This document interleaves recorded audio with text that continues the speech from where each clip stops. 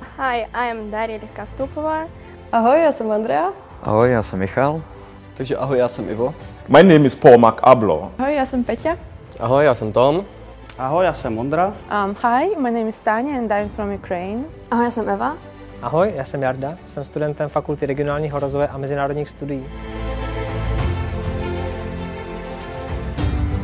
Jelikož tady máme různé předměty od těch ekonomických až po ty environmentální, tak máme dveře otevřené úplně kamkoliv.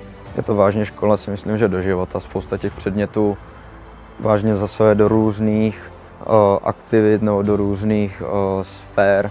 Yeah, it is because of the course itself, international development. I see it as a very crucial thing, especially for we Africans.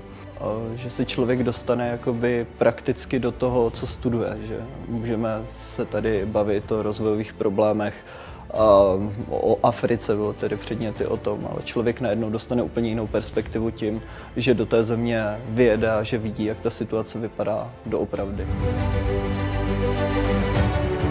Asi úplně nejvíc se mi líbí přátelský prostředí tady na fakultě.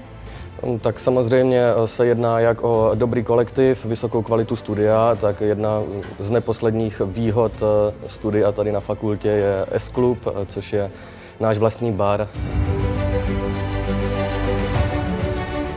Bylo to něco úplně jiného, úplně jiný svět. Peru je velká země a my jsme navštívili 3 takové velké destinace.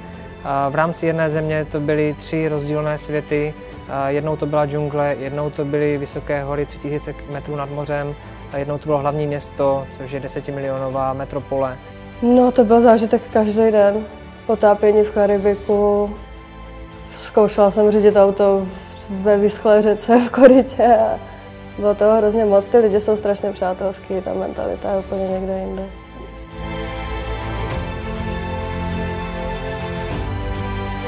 I want to be a diplomat because it's really interesting and really important work.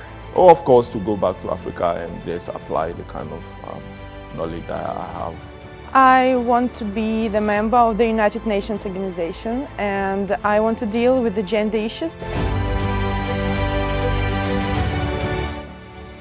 Změna je hlavně v tom, že člověk musí přestat být líný, aby něčeho docílil, protože tady ho nikdo už k ničemu netlačí.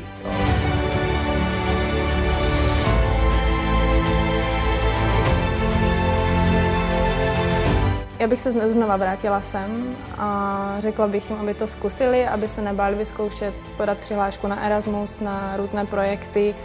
Tak určitě bych jim doporučil zkusit víc škol, podat si víc přihlášek, zkusit, co je bude bavit. Já sám jsem studoval víc škol souběžně a to porovnání mě posunulo určitě dál, ale přesto si myslím, že naše fakulta je z toho, co jsem vyzkoušel, nejlepší.